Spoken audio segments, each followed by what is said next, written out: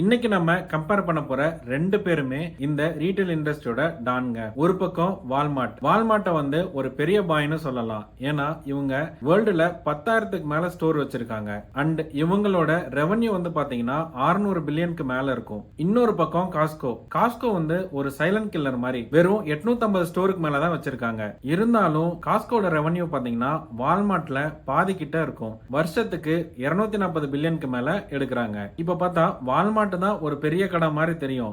ஆனா நம்ம சைஸை வச்சு எப்பயும் மெஷர் பண்ணக்கூடாது.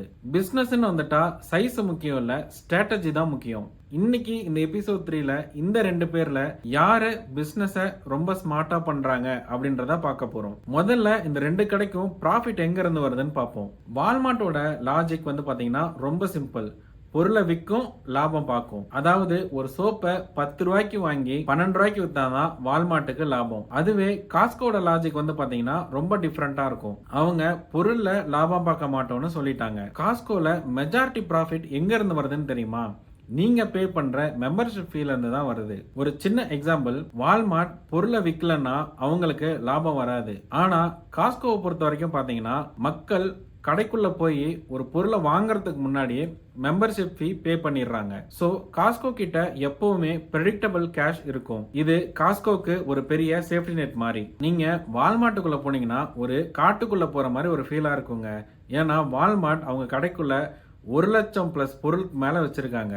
எக்ஸாம்பிளுக்கு ஒரு சோப்பு வாங்க போறீங்கன்னா ஒரு சோப்புல 50 பிராண்டுக்கு மேல வச்சிருப்பாங்க. நம்ம எந்த பிராண்ட் எடுக்கலாம் அப்படின்னு ஒரு கன்ஃபியூஷன் ஆகுங்க. ஆனா காஸ்கோ இங்க வந்து பாத்தீங்கன்னா அவங்க கடைக்குள்ள வெறும் 4000 ஐட்டம்ஸ் மட்டும் தான் வச்சிருக்காங்க.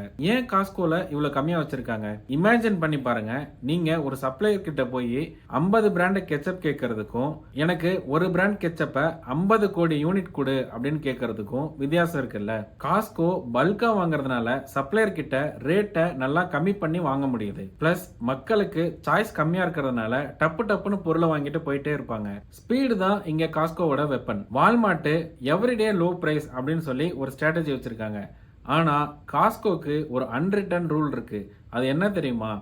ஒரு பொருளுக்கு அதிகபட்சம் 14ல இருந்து 15% தான் லாபம் வச்சிருப்பாங்க. அதாவது ஒரு பொருளுக்கு 15%க்கு மேல லாபம் வைக்க மாட்டாங்க. அதனால மக்களுக்கு ஒரு நம்பிக்கை வந்துருச்சு. வால்மார்ட்ல வேற பிராண்ட்ல பொருட்கள் வச்சிருந்தாலும் அதோட பிரைஸ் செக் பண்ணும். காஸ்கோ ஒரு பிராண்ட் தான் வச்சிருப்பாங்க, அதுவும் பெஸ்ட் பிராண்டா தான் வச்சிருப்பாங்க. நம்மள ஏமாத்த மாட்டாங்கன்னு மக்களுக்கு ஒரு நம்பிக்கை வந்துருச்சு. இந்த இடத்துல காஸ்கோ வந்து பாத்தீங்கன்னா ட்ரஸ்ட்டை வச்சு வின் பண்றாங்க. ட்ரஸ்ட் இன்க்ரீஸ் ஆனா மக்களோட மெம்பர்ஷிப் ரினிவலும் இன்க்ரீஸ் ஆகும். சோ இதே லூப்ல தான் மக்கள் வருஷம் ஓடிட்டு இருக்காங்க. ரீட்டைல்ல சேல்ஸ் பெர் ஸ்கொயர் ஃபுட் அப்படின்னு சொல்லி ஒரு விஷயத்த பார்ப்பாங்க. அதாவது ஒரு சின்ன இடத்துல இருந்து எவ்வளவு காசு வருதுன்னு. இங்க இந்த விஷயத்தை பொறுத்த வரைக்கும் காஸ்கோ தான் வின்னர். ஏன் தெரியுமா? காஸ்கோல ஒரு பிஸ்கட் பாக்கெட் தனியாவே உங்களுக்கு கிடைக்காது. 24 பாக்கெட் சேர்ந்தது ஒரு பண்டிலா தான் கிடைக்கும். சோ கஸ்டமர் உள்ள போனாலே ஒரு பண்டில் எடுத்து வைக்கிற மாதிரி இருக்கும். அதனால பில் அமௌண்ட்டும் பாத்தீங்கன்னா உங்களுக்கு பெருசா தான் இருக்கும். இன்னொன்னு, மெம்பர்ஷிப் வாங்கிட்டு காஸ்கோக்குள்ள வரவங்க கண்டிப்பா பொருட்கள் வாங்க தான் வருவாங்க.